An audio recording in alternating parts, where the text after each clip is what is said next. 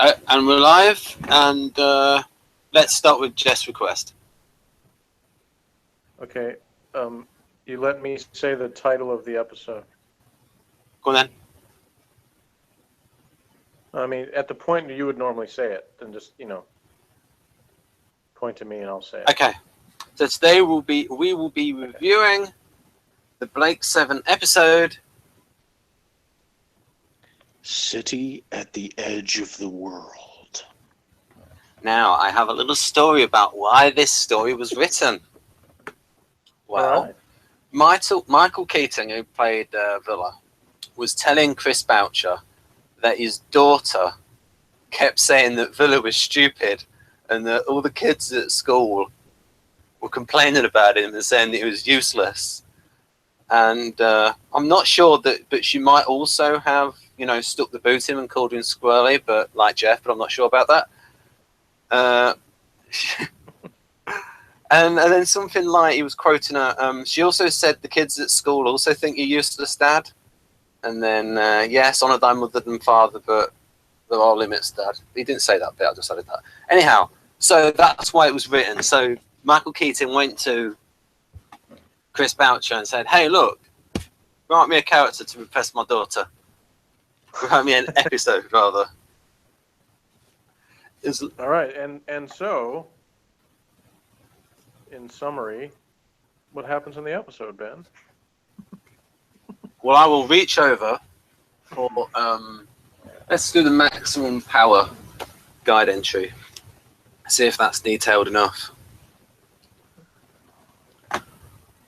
In need of crystals to power the Liberator's weapons systems, Vila is sent to the planet Keezar to liaise with a contact who says he can provide them. Unfortunately for Vila, he quickly finds himself at the mercy of the notorious and unhinged Bayban the Butcher. Bayban demands that Vila use his skills as a safecracker to open an impenetrable door behind which Bayban believes are unimaginable treasures. Now, if you want more detail than that... Well, yeah, I mean, that's like, only a quarter of the episode. So. I've got the Left Wing book here. The Left Wing book? There, the Left Wing book. We got it. Oh my God. What have we got here? Just read the summary, sir. Right. Town has done a great deal with the seemingly primitive natives. Oh, sorry.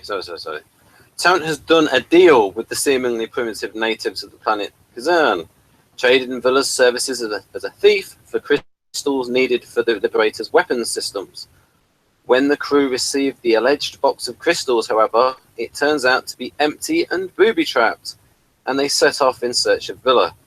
He, meanwhile, is taken to the instigator of the trick, Bayban the Butcher. Bayban wants Vila to open a door behind which he believes is all the wealth of the planet.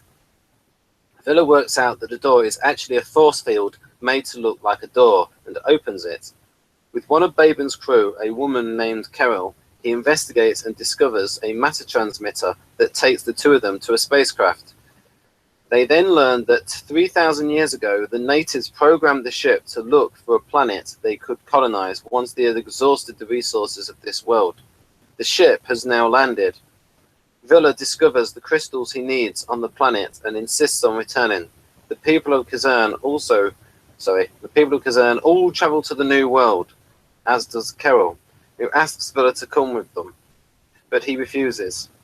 Bayban, who cannot believe that there is no treasure hidden behind the constituted door, destroys himself and the city in the process of trying to open it using a laser cannon. All right.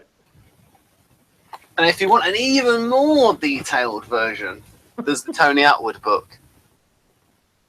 Is that just a script?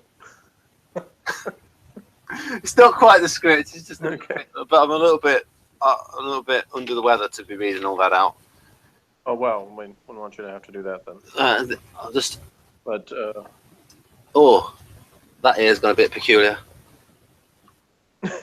well, if it's starts to show signs of radiation, then be sure you get that checked. Yeah, we might have to do the season B overview maybe another time. Yeah, that's fine. Don't hurt yourself. Because if we start earlier, then we can. Because yesterday it was my fault for starting late. With the. So in this episode, we got both the Sixth Doctor and the Black Guardian together, so that was pretty impressive. Yeah, that's what I was going to put. I'll put here. Valentine Dial, voice of the computer in Hitchhiker's Guide to the Galaxy, and maybe the Black Guardian in Doctor Who. Maybe. Yeah. Well, I'm going off vague memories. And then. Yeah, as soon as I saw his nose, I knew who he was. It was a very distinctive nose.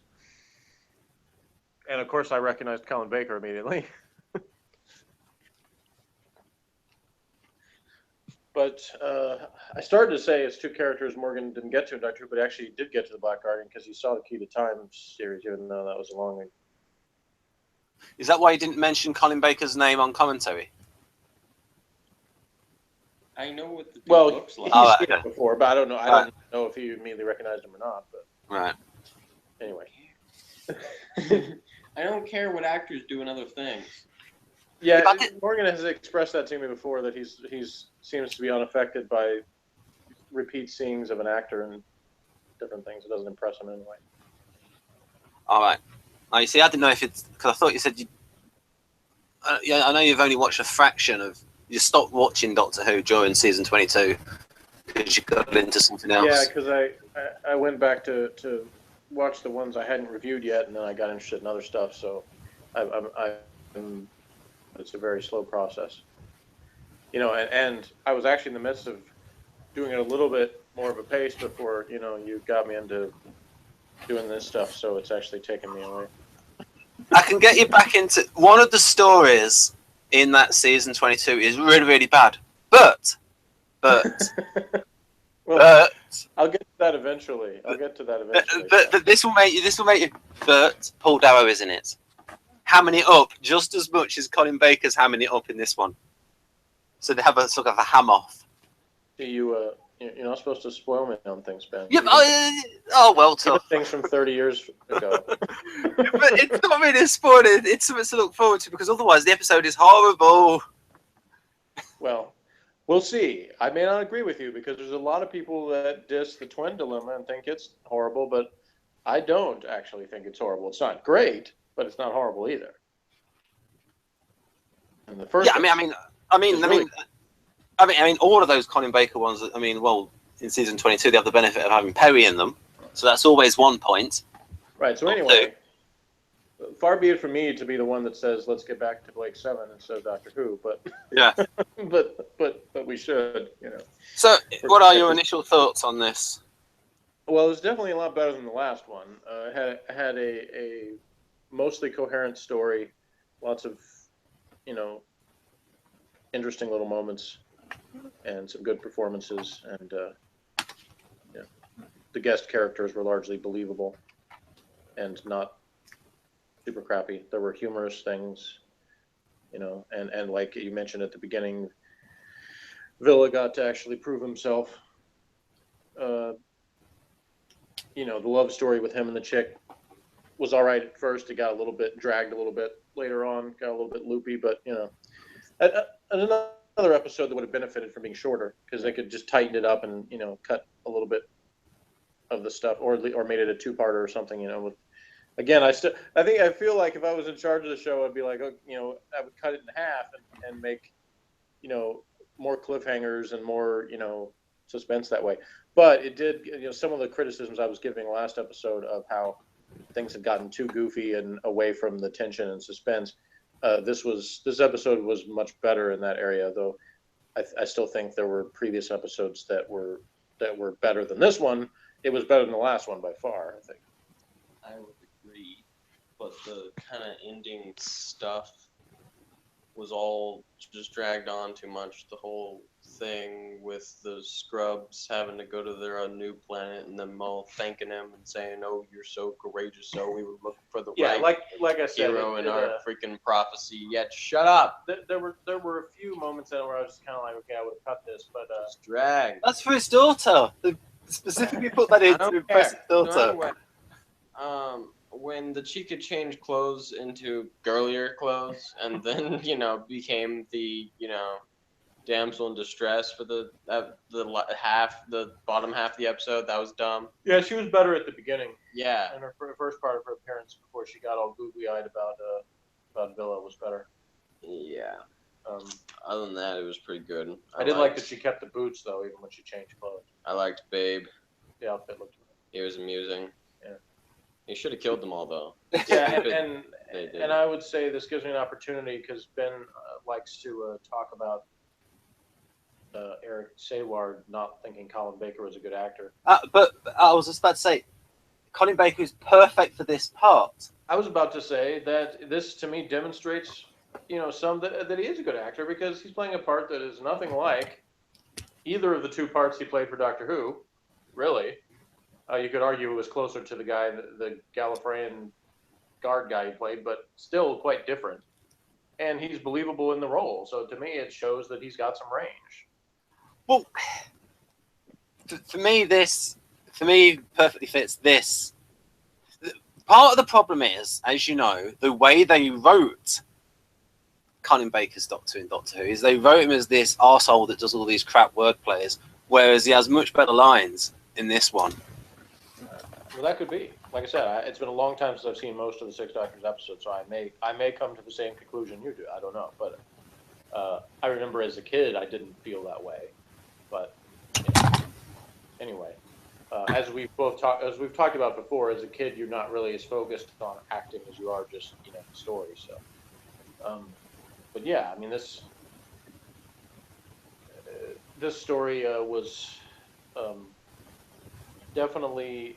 I mean, I'll just say it again. It benefits from a lack of Servalan because she drags down any episode that focuses on her.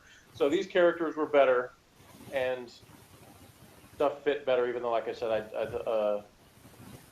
Blondie's character was better at the start, and it wasn't as good later. But, so it wasn't exactly a satisfying conclusion, but it was still a fun episode. So.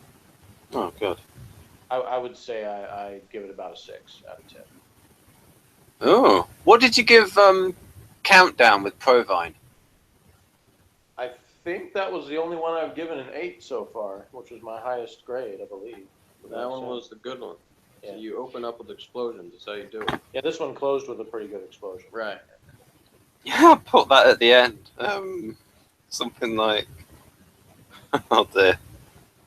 No, I actually wrote that on the notes. If I remember my ratings correctly, this one would be, I guess, somewhere around 4th or 5th best so far because I put Countdown the highest, and then there were 2 episodes. One I gave a 7.5, another one I gave a 7. I don't off the top of my head remember the names of those, but and there was at least one other episode I gave a 6, maybe more. So, Well, I don't know exactly where it would rank, but somewhere in the 4 to 8 range, I guess.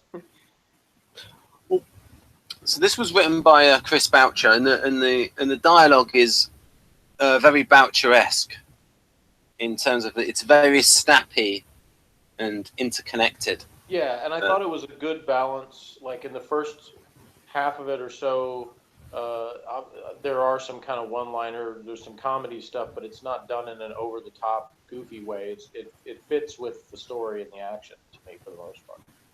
So I didn't think it was like we're just trying to pile on a bunch of one-liners kind of thing. It seemed like it was all believable stuff. I mean, Vila does talk out loud to himself, and and express. I mean, he seemed pretty in character for the most part. So it was a believable way of doing what you mentioned at the top in terms of showing what his talents are. And I liked even the part where he was like, quarreling with you. He didn't say, I don't want to do that. He said it's 574th on my list, which is something I say. As I place things at arbitrary points on long lists of things. And so I related to that too. So that was funny. So I liked some of the choices in the dialogue. And the little moments like, Avon expressing as much as he ever does of appreciation for Vila there at the end. when he said he was impressed. Yeah, I mean, it's like just little snappy things like, you didn't give him mine. Yeah. It's very, very, it's very distinctive about just dialogue. Yeah, and Sometimes you have- in addition to that, he had the line where he said, when Tarrant is like, well, you despise him, but he's like, but he knows this, and so I'm consistent about this. So basically, he doesn't say he trusts him, but he comes close to it because basically he knows what to expect from Avon, so he doesn't fear him. Yeah, that's a bit INTJ. That's a bit. Yeah.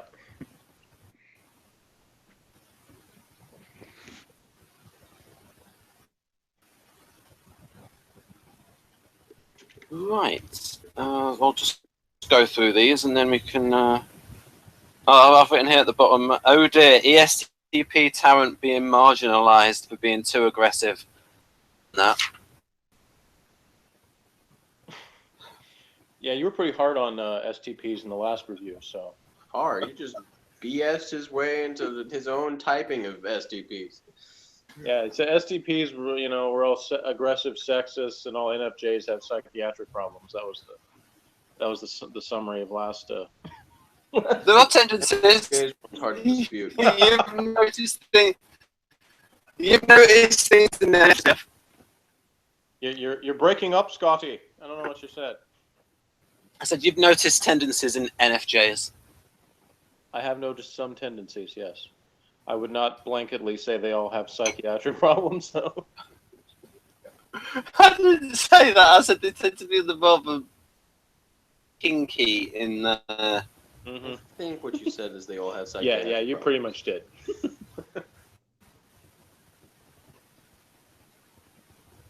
Yeah, I remember you liking this stuff at the beginning. Yeah, she did sort of like just suddenly change and then like start holding his hand. Yeah, I mean, I understand the, you could become infatuated with the dude thing, but it's still like a little too much, I thought. They could have kept it kind of that playful way she was at the beginning where she was calling him killer and stuff, but like, Yeah. he was kind of flirting with him, but it wasn't like she turned into, like he said, damsel in distress personality. Yeah, and just the once just again, and plus even Dana. Boucher, Yeah, the female characters that just like they don't seem to want to leave them as powerful characters. They always have to like say, okay, well now we'll show how they're weak. Yeah, but this is the guy though, as you know, that created Leela. So yeah. Well, Leela is an exception, but I'm just talking about Blake 7. I think Doctor Who has had some. Oh, yeah. The very, very end of Leela. Well, yeah, okay. The very last scene of it, but Chris Boucher didn't write that, of course. But yes, that was one of the lamer companion exits. Didn't make any That sense. was off. yeah, what happened was at the last moment the actress decided that she wanted to leave, so they just sort of made it up. It wasn't actually scripted. Even that though, there was a more realistic way to do that. They had set up because they had introduced the characters of the Gallifreyan natives that were more like Leela, and they could have just had her decide to stay with them. That would have been so much more believable than she randomly like fell in love with this guard guy. Well, I was like, what the hell is that? So anyway, I won't go on a rant on that one, but I actually like that story overall. That was just a lame ending for Leela. The scene between there's a particular line where he talks about my mother, wonderful woman, truly evil person. Yeah.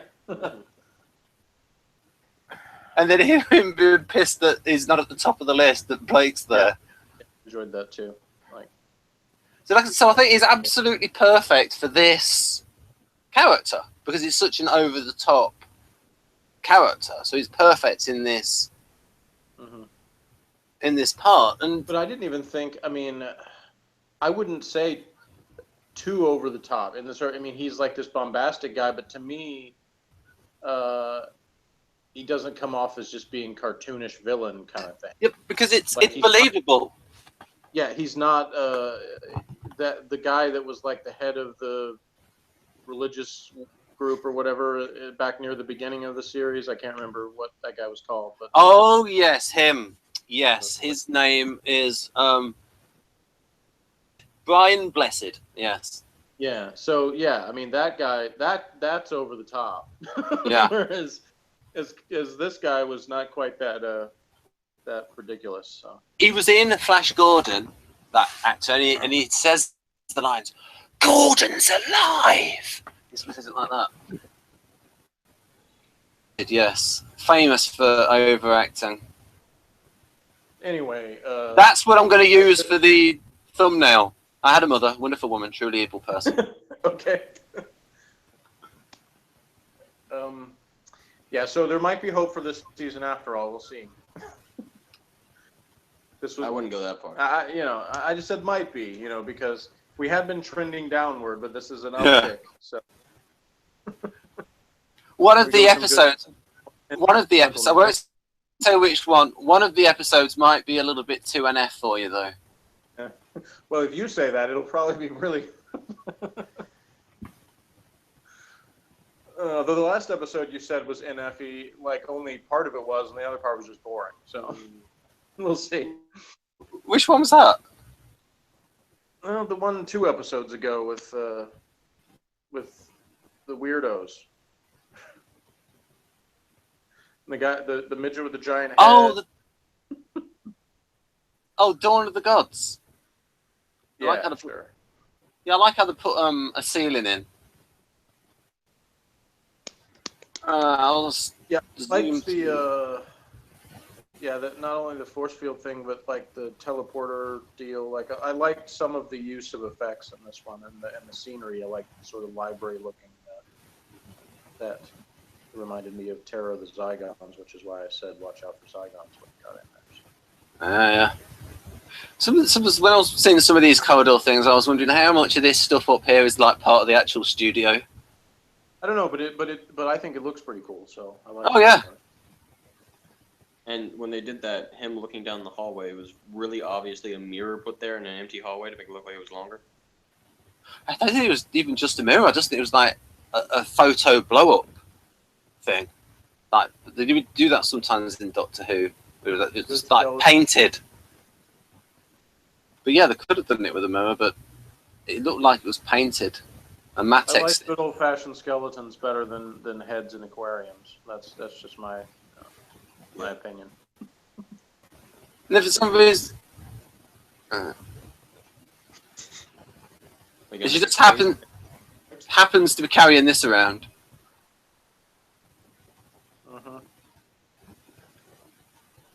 Yeah. Where'd she pull that from? I don't even want to know. She had a pretty good outfit too. She did have a good outfit. That after a few episodes of looking like she was wearing Jenna's clothes, that actually looks more like something that this character would wear as opposed to Jenna. Her RC car with C4 strapped to it. I'll put something here. Bayban gets beaten up. Everyone has to have that realization moment. This is to say, Bayban gets beaten up by a woman with an eating disorder. The very thin Calais. Is that what the Max Power book says? No, that's what I say. But it's a little bit rude, though. Yeah. Well, we already know how you feel about NFJs, though. So. No, I mean it's a little bit rude to say the eating disorder thing because she ain't that thin. Yeah. I know. I knew what you meant, Ben. Yeah, I know. The girl reminded me a little bit of a Tomorrow People character, but I don't think it's the same actress. Right, I've got it's Carol Hawkins, I think. The character's name was Kerril, or the actress? Actress. Oh. Yeah, no, yeah, that's right. The character's called Kerril with a K, and I think the actress is called Carol. I've got the thing at the end. I've got the. I have the guest. I'm taking grabs of the names of the people taking the actors' names from personality, but she reminded me of the blonde girl from that had similar face and similar haircut. Tarrant looks like a pirate without a belt on. He looks like a Robin character in every outfit that he wears. He's one of the merry men. Right. There we go. Then we got Carol Hawkins. He mentions her legs multiple times, and we really only had one scene where they even really showed her legs. So Yeah, they could have I wonder made an adjustment. I mean, it wasn't even like knee length. But yeah, the one scene where she was, lying down with the boots, that was pretty good. Even the Sherm guy looked kind of familiar. I don't know if he was on Doctor Who or something. Ah, yes, he was in. Yes, he played in The Time Warrior. He's the one that says to Iron God, "You have a Terran intelligence, my lord." Oh, cool. He played the dopey guy in The Time Warrior. John J. Carney, I think his name is. Yep, I just saw that on the screen, but I didn't remember the name, but I remembered the face. So. Right, so it's these boots that you like. Yeah, like the outfit looks a little drab, but I liked the combination of like the skirt with the boots. I like that look. I think those boots would sell very well on Amazon. Maybe so. Right. Soft So now, I tried to. All romantic. Yeah, I mean, I tried to. I tried to do ones you've not seen before, so tranquil and soft. Yeah, that's awesome too, especially with the skeleton on the screen when it says it.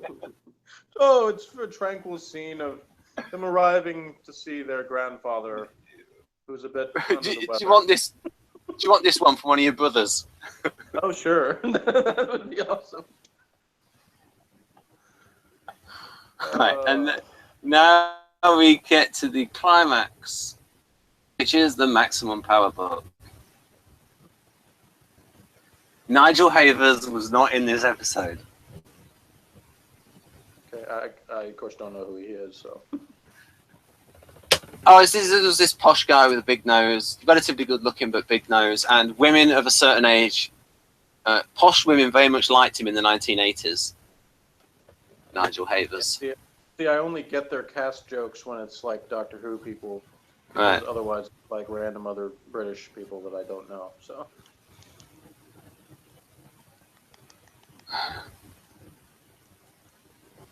That's pretty good. On the you just described the story. You've got an hour. Yeah. All right.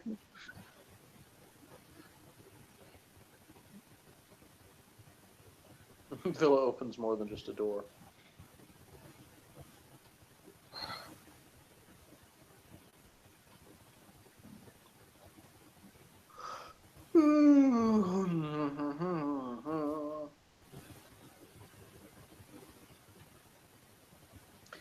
Well, yeah, he was doing bullying, so he must be ESTP, right, Ben? You're not at all like. No, but he isn't. I think the character's an ESTP though. I'm not saying that I disagree with your typing, but your implication by this that he's bullying a Villa and smug grinning afterwards, like that's associated with that, I would say that's not entirely on point. That's what I would say about that. So you don't think ESTP is bully more than other types? I didn't say that. Some of them do. I think he's a scrub. Morgan, my ESTP friend here says he doesn't think he's an ESTP. So yeah. Sometimes you go to a member like, type, But EJR&D doesn't like Trump, and so he calls Trump an ISTJ. Well, true. I'm not saying that every ESTP is going to make. I actually would trust Trump's Morgan more. ESTP. Yeah, I would trust Morgan more to make drive-by typings than I would DJR&D, especially because I think some of the time he was doing that, he was lying on purpose, just saying somebody because he was trying to provoke people into reactions. And although Morgan does sometimes try to provoke people into reactions, I don't think he does it by mistyping people. That doesn't seem to be one of his. He doesn't get a thrill out of that in any particular reason.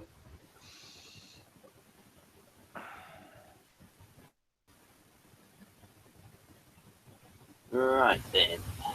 This chapter, this mother should be called People Eat. That's all. All right. Are you done with this slide, Jeff? Yeah. Do you want me to move on? Right then.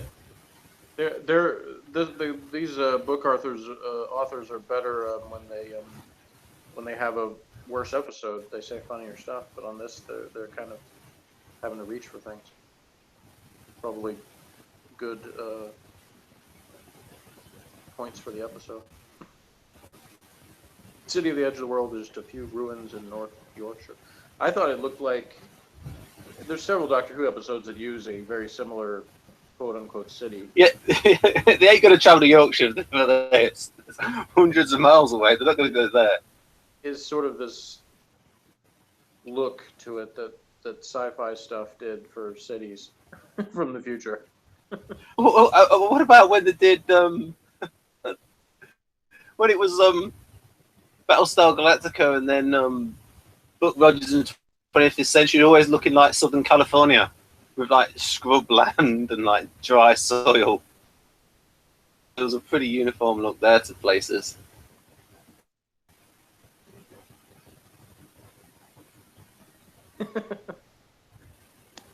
Yes, it's a shame Colin Baker underplays Bayban so much. What could have been a memorable villain just sort of fades into the background, barely noticed. Yeah, I wouldn't quite say that, but I don't think he was over the top in a ridiculous way. Well, that's just the book being sarcastic.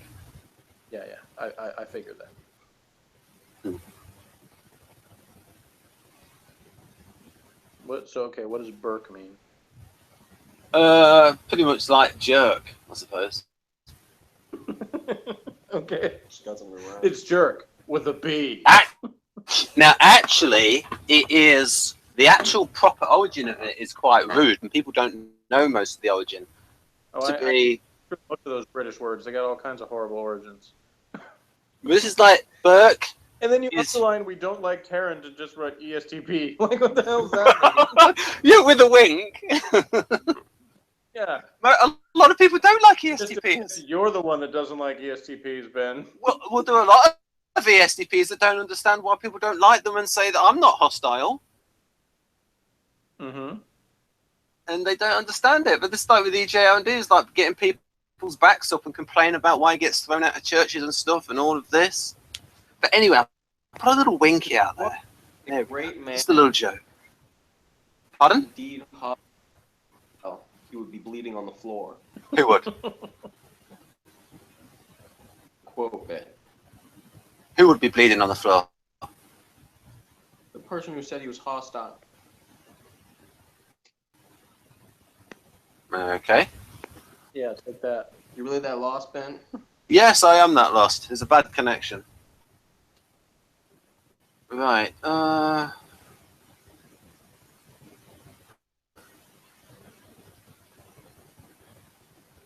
Yeah, I didn't think she was a scumbag at the beginning, but she was gun-toting, but reduced and said to trite dialogue and shrieking cobwebs. That's somewhat true. They did kind of downgrade. Yeah. Put down in the middle of the episode. But, you know, maybe that opening thing is just her tough act she puts on before she, you know, finds a thief to fall in love with. So.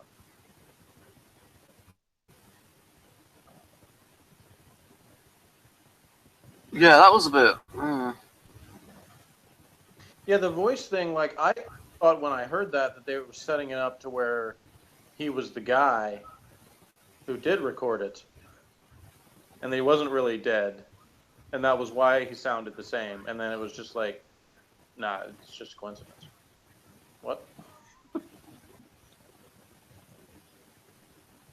It's just laziness. It's like sometimes when you. Finish your sentence, Ben. I was just saying, it's a little bit like Peter Tuddenham doing the voice of Zen and Aurak. In one episode, he lets it slip. He does a pretty good job of doing different voices for those two. But anyway, the highlighted thing I was laughing at because I was like, yeah, it looked like they were about to kiss, and then it was like somebody said, no, we can't have that, just hug. Like, We can't have any actual kissing. Yeah, except for the time, you know, we have it followed by violence, and it's acceptable. Now, there's something weird at the bottom of. I don't know if you've both seen the two doctors yet. I think that's No, the Blinovitch we don't limitation talk about effect. La la la, can't hear you. The Blinovitch limitation effect. You don't have to read it again, Ben. Okay. It's a very obscure reference, but I won't explain it. But, you know, two doctors, time lash. Yeah. Okay, we get it. Right, the next one.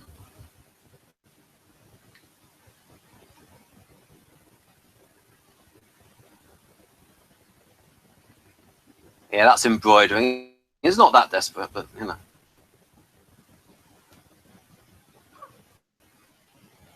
Well, they really don't like Tarrant. Yeah, it's a running joke in the book.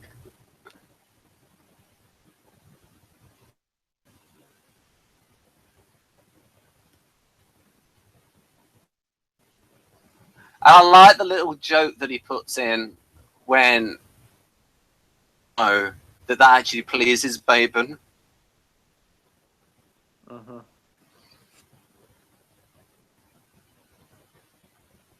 Because now he actually sees someone that's scared of him when he realizes who he is.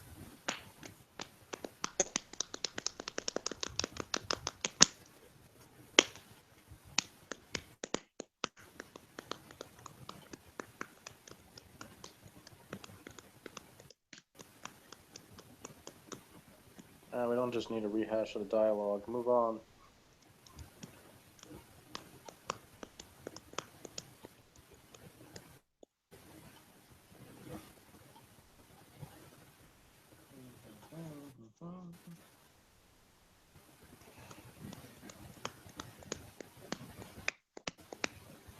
Yeah, I liked the scene with the dude coming in and then just says "you" out, and then he leaves. Like, that was funny.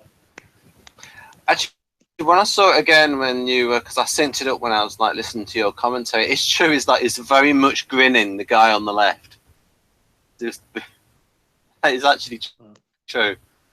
Well, some people do have, like, that's how they react when they're nervous. I've learned this, that there are people that do that. No, but this did look how they said it. It's there when I saw it.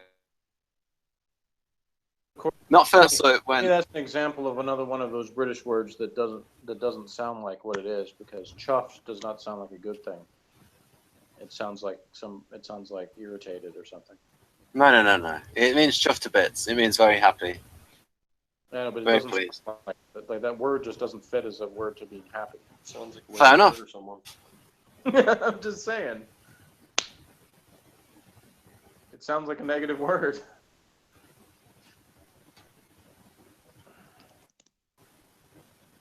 It's something about the sound of it, the consonants of it, you know.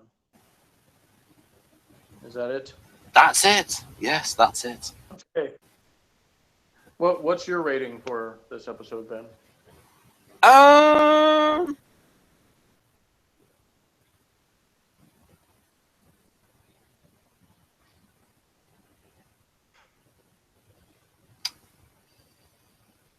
I'll give it an 8. I'll knock off some points for Kerril suddenly going from being to, that switch in a second to then like holding Vila's hand and being submissive. It's like a completely different. Like it's almost like she's schizophrenic or something. That was weird. The first incarnation of Kerril before she regenerated, I think would have been another one of those characters that would have been good to join the crew. But then after that, by the end, I was thinking, no, yeah, you go ahead and stay here. I kind of wish Vila had too, but that's another story. That would have been a more realistic. We just talked earlier about Leela's lame exit. Like, it would have made sense for Vila to stay with her since he was all like into her and stuff, and he didn't want to continue to be like. It would have been like a good kind of comeuppance for the others for, before they teleported him away for him to be like, no, I am staying, and you're going to appreciate me when I'm more than I'm not there, because he'd have his little like moment to be like, yo, take that. So anyway, but obviously that wasn't the intention of the producers, so they didn't do that. Anyway, so yeah, blah blah blah. Anyway, so going right back to the beginning with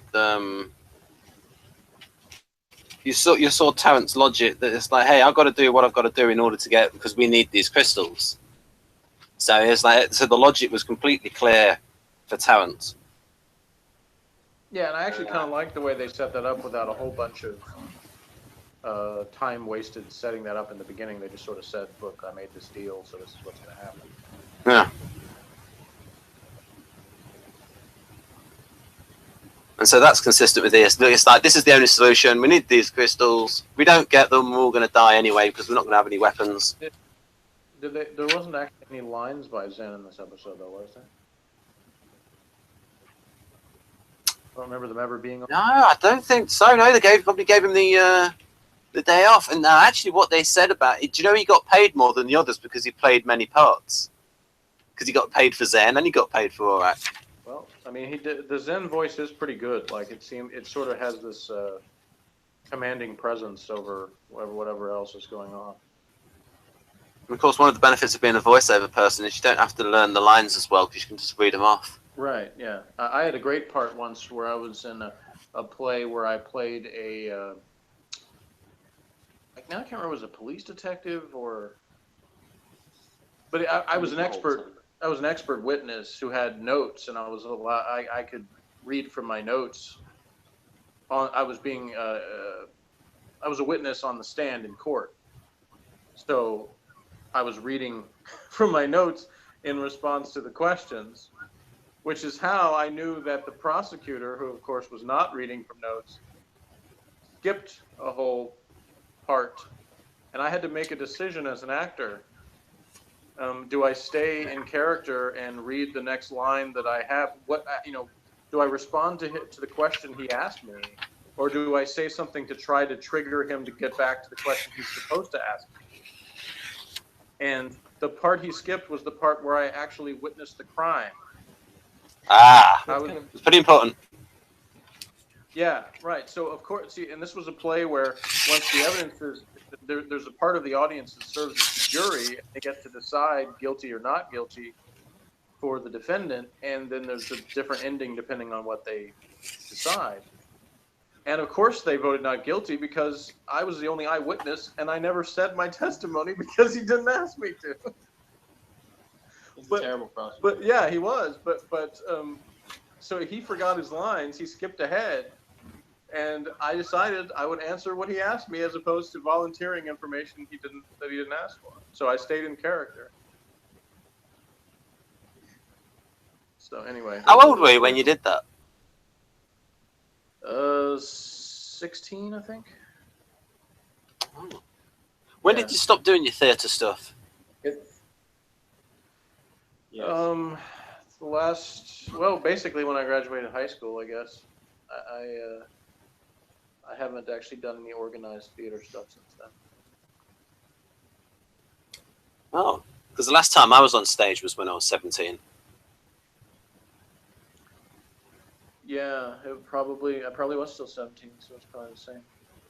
Oh, I thought you'd done like a lot of amateur theatre after school. No, most of it was during high school. I don't actually remember. I think I might have done one show after high school. I can't remember now, though. If I did, it wasn't very much. Because I was working full time, got it. Yeah, I mean, I'm sure there's a lot of pretty good amateur actors that they just don't they want to think, hey, I want to pop a job. I don't want to be chasing all this stuff, waiting tables and stuff. And there might be some pretty good ones out there. When I became a single dad, it was like, if I'm in a play and I've got rehearsals every night, then I've got to pay a babysitter every night, and it's just not feasible. So until Morgan was old enough to be home alone. So I've considered trying to do stuff like that again, but I just haven't. It's not like my life isn't full of things already. So I like these wonderful, fantastic reviews we're doing. So yes, with their enormous, wide-reaching audience. yeah, if I was doing play rehearsals every night, I wouldn't have time to be doing this. So there you go. I'll be prepared to take that hit and say that Jess enjoying himself. Well, yeah, I might. I mean, if something, I'm not ruling it out. If something comes along, and I still have hopes to be, as you said earlier, a voiceover actor. I would love to do that, and I haven't given up the idea that I could possibly do that. So I just haven't. and we do have YouTube here as a vehicle for distributing. But, yeah, I mean, there's still a chance that some talent agent will just happen across me on YouTube and be like, "Man, I need that guy." So I need his voice anyway. Even if they're not impressed by the rest of me.